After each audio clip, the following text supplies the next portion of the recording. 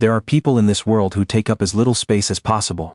Not because they have to, but because somewhere along the way, Gunnar Holst was one of those people. He ran a small cattle operation outside of Millhaven, Montana, about 40 acres of dry grass and good fence line, tucked up against the foothills where the wind came down hard in October and didn't much let up until March. He had 2 horses, a dog named Clem, and a reputation in town for paying cash and not staying long. People didn't dislike Gunnar. They just didn't know what to do with him. He came to the feed store, loaded his truck, nodded at whoever was behind the counter, and left. He attended church at Christmas and Easter because he thought it was the right thing to do, and he always sat in the last pew on the left near the door, and was gone before the final hymn finished echoing off the rafters. He was 41 years old. He had never married. He had never, as far as anyone in Millhaven could tell, tried. I want you to hold on to that picture of him for a moment. A big, quiet man at the back of every room he ever entered, watching the world from a careful distance, because I think you're going to recognize something in it. I think most of us have been Gunnar at some point in our lives, or we've known someone who was. And I think what happened to him that autumn in Millhaven is the kind of story that deserves to be told slowly, the way it happened. So let me start where it actually started. The county extension office opened a series of evening workshops that September. Agricultural finance. Record keeping for small operations. What the government required, what the banks wanted, how to read a loan document without signing away something you didn't mean to sign away. The woman running the program was Delia Marsh. Delia Ann Marsh, as it said on the flyer that appeared on the corkboard at the post office and the wall beside the register at Paulson's Hardware. She was 36, recently arrived from Billings, and she had the kind of directness in her eyes that made people either trust her immediately or decide they didn't like her, with very little in between. She had taken the extension job after 8 years working for an agricultural credit union, where she had spent most of her time watching farmers lose land they'd held for 3 generations, because no one had ever taught them how to read the fine print. It had made her impatient with certain kinds of pride. The kind that would rather lose everything than admit to not knowing something. The workshops were held on Tuesday evenings in the back room of the Millhaven Public Library, 8 folding chairs arranged in a loose semicircle. A projector that worked about half the time. A whiteboard that still had someone else's phone number, written in the corner that no amount of erasing had completely removed. Delia brought her own markers and a printed handout for each session, and she arrived 15 minutes early every single week. Gunnar Holst showed up to the first session 8 minutes late, without a flyer, without paper to take notes, and took the chair nearest the door. He said nothing during the introductions. When Delia asked everyone to share what they were hoping to get out of the course, he said, "Just looking to understand things better," and looked at the floor. She moved on without pressing him. But she noticed. That was the thing about Delia Marsh. She noticed everything, and she had learned a long time ago that most people found that unsettling.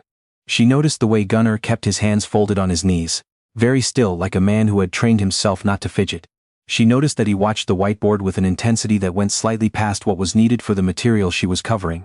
The look of a man concentrating very, very hard. And she noticed that when she passed out the printed handout at the end of the second session, he folded it in half and tucked it into his jacket pocket without looking at it. Not in the way someone does when they're distracted or uninterested. In the way someone does when they don't want to look at it in front of other people. She had worked with enough farmers over enough years to know that there were things people carried in silence, that had nothing to do with stubbornness and everything to do with shame. She knew what it looked like when a man was afraid. Not of physical danger, but of being seen, of being found out. She didn't say anything, not in the second session, not in the third. She just arranged the room a little differently the following week. Moved the whiteboard closer to the back chairs, adjusted the projector so the screen faced that side of the room more squarely, turned the overhead light up one notch. Small things, nothing a person could point to. Gunnar Holst came back every Tuesday. He sat in the same chair, he kept his hands folded. He watched the board with the same fierce concentration, and Delia kept on noticing, and kept on saying nothing, and somewhere in the middle of all that silence something began. It was the fourth session when she stayed a little late, sorting her papers at the table after the other 6 participants had filtered out into the cool September night. She hadn't planned what happened next, or maybe she had, in the way that careful people plan things, not by deciding exactly, but by leaving a door open and seeing who walked through it. Gunnar was the last one to leave. He had put on his jacket and was folding the handout she'd given out that evening, the one on cash flow projections, with the same tucked-away care she'd seen every week. He was almost to the door. "Mr. Holst," she said. He stopped, didn't turn all the way around, just went still. "The handouts I give," she said, keeping her voice easy, "they're meant to be used at home, not just stored. The exercises on the back, would you be willing to try working through them before next week?" A long pause, the kind that means something is being decided. "Yeah," he said, I can try that. If you run into anything that doesn't make sense, she said. I stay late most Tuesdays. You're welcome to come by early next week before anyone else arrives and we can go through it. He nodded at the doorframe rather than at her, and then he left. She stood there a moment after she heard his truck start in the parking lot. She hadn't told him it was all right not to understand. She hadn't offered to explain. She had simply left a door open, with enough room for a man to walk through it without having to announce why. He came 40 minutes early the following Tuesday. She had a pot of coffee going and 2 mugs on the table and the handout from the previous week spread out flat, no folding, no suggesting he might need to look at it before he was ready. Just there, like it was the most ordinary thing in the world. Gunnar Holst sat down across from her, and he looked at the paper. And then he looked at her. And she saw something pass across his face. Something she recognized because she had watched it on the faces of loan applicants and small farmers, and grown men in well-worn boots all her working life. It was the look of someone standing at the edge of a thing they had been avoiding for a very long time. I need you to know, he said, that I am not. He stopped, started again. Some of this, he gestured at the handout. The numbers I can follow, the numbers are fine, but to the written parts. Delia waited. I didn't finish school, he said. I got through enough of it to manage, but some of the words, the longer ones, the technical ones, I lose the thread. He said it to the table, not to her. She picked up her coffee mug. That makes sense, she said. A lot of this vocabulary is specific to agricultural finance, it's not general knowledge. I should have had a glossary in the packet from the start. That's on me. It wasn't entirely what he'd been confessing to. She knew that, he knew she knew it. But she gave him the out anyway. Cleanly without making a production of it, and she watched his shoulders drop a half-inch from where they'd been sitting up around his ears. A glossary would help, he said. I'll have one next week. He nodded, and then because she was Delia Marsh, and could never quite leave well enough alone when there was something useful to say, she added. My grandfather couldn't read until he was 52. He taught himself out of a Bible and a farm almanac. He used to say the almanac was more useful. Gunnar looked up at her for the first time since he'd sat down. He sounds practical, he said. He was the most capable man I ever knew, she said. The coffee cooled between them. Outside the wind was starting to pick up from the north, the way it did in October when it meant to stay a while. They sat there for another 20 minutes, going through the handout line by line. And Delia read the long words aloud as she went. Not as if she were doing him a favor, but as if that were simply how she taught. Which, from that evening forward it was. The other participants noticed that Gunnar Holst had stopped leaving the moment the session ended. A woman named Carol, who ran a sheep operation with her husband out on Route 9, mentioned to Delia one Tuesday that it was good to see Gunnar opening up a little. He's been out at that place alone since his daddy passed, she said. 4 years now at least. Delia said she was glad he was finding the material useful. Carol gave her a look that suggested she thought the material had very little to do with it. She wasn't wrong, exactly. But she wasn't entirely right either. What was happening between Gunnar and Delia in those early evening sessions, and in the 20 or 30 minutes they spent going through material before the others arrived, was not something either of them had a name for yet. It was quieter than attraction and more serious than friendship. It was the particular thing that grows when one person allows themselves to be truly known by another, and the other person handles that knowledge with care. He had told her in the weeks that followed, in pieces and in his own time, about the years of school he had missed when his mother got sick. About working the ranch at 14 because there was no one else. About the years that became a decade and the decade that became most of his adult life. And how you get to a point where the embarrassment of not knowing a thing has been with you so long that it starts to feel like a permanent condition. Like a limp you've learned to hide. He wasn't illiterate, not exactly. He could read a grazing lease and a vet's invoice and a grain receipt. But anything longer, anything dense with unfamiliar language, he got lost, and he had always gotten lost alone, because the alternative felt like too much to ask. Delia listened to all of it. She did not say it was fine, she did not say it didn't matter, she said, you've been doing this by yourself for a long time. He said, yeah, she said, you don't have to anymore. It was not a romantic declaration. It was a practical statement, delivered in the same voice she used to explain amortization schedules. But Gunnar Holst sat with it all the way home. 40 minutes of dark highway with only the truck's headlights and the black shapes of the mountains to one side, and something in his chest that he hadn't felt in a long time. Something that took him most of that drive to identify as simple relief. The workshops were 6 sessions total. By the 5th, Gunnar was staying afterward to help Delia stack the folding chairs and carry boxes to her car. By the 6th he had brought coffee in a thermos from his house, because he'd arrived early enough that the library wasn't yet open, and she'd been standing in the parking lot in a coat that wasn't quite heavy enough for October in Montana. You didn't have to do that, she said when he handed her the cup. You stand in a parking lot at 7:15 in the morning in a coat like that, he said. Somebody's going to have to. She looked at him over the rim of the cup. He was looking at the library doors like he hadn't said anything in particular. "Thank you, Gunnar," she said. He nodded. They went inside. The sixth session was the last one on the schedule. After it ended, after Carol and the others had gathered their papers and said their goodbyes, and the room emptied out into the sound of car's engine, starting in the November dark, Delia and Gunnar were left alone with the folding chairs and the whiteboard, and the projector cord that always had to be wound a particular way, or it kinked. She was unplugging the projector when he said, without prelude, "Is the extension office running anything else this winter?" She thought about it. "There's a water rights workshop in January. And I'm putting together something on succession planning for the spring if there's interest." "There's interest," he said. She looked at him. He had his hat in his hands. The gray one he always left on the chair beside him because the room was warm. And he was looking at the whiteboard instead of at her, which she had come to understand was simply how he looked at things he was serious about. "Gunnar," she said. "Yeah. If you wanted to keep working through material." She stopped, started again, more directly, because she was Delia Marsh, and she believed that the clearest thing was usually the kindest thing. "I'm not only here in an official capacity. If you wanted to meet on a Wednesday or a Saturday morning and work through some reading together, not as a workshop, just as people, that would be all right with me." Silence. Outside, the wind moved through the parking lot. "Saturday mornings I'm usually in by 7, he said. "Rank doesn't care what day it is. I'm an early riser. There's a diner on the main road," he said. "Calloway's. Good coffee, I know it." He put his hat on.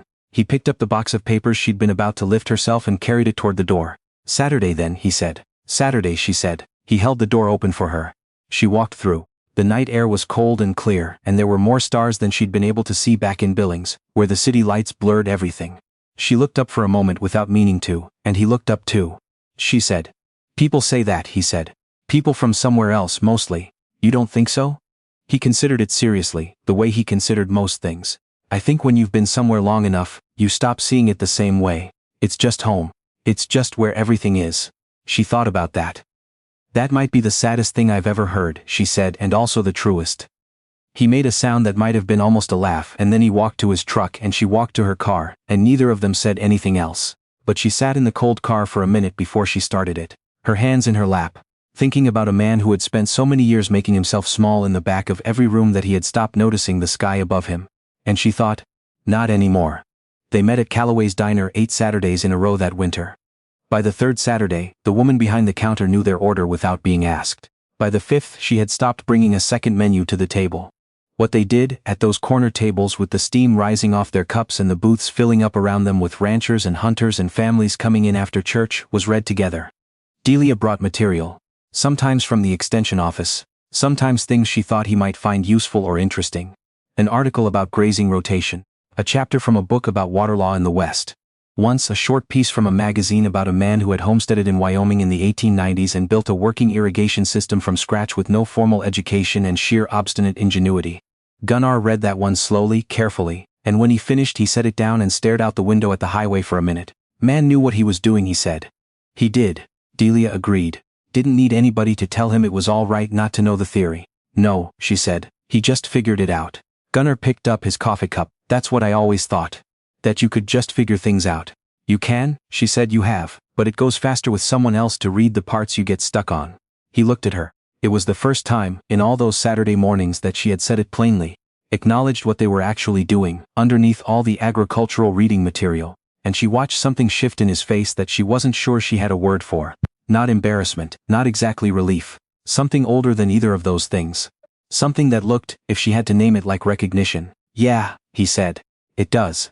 He asked her to his ranch in February on a Saturday when there was a ice storm coming and Calloway's had closed early. She almost didn't go, not because she didn't want to, but because she understood, better than most, what it meant when a man like Gunnar Holst invited someone to the place where he actually lived.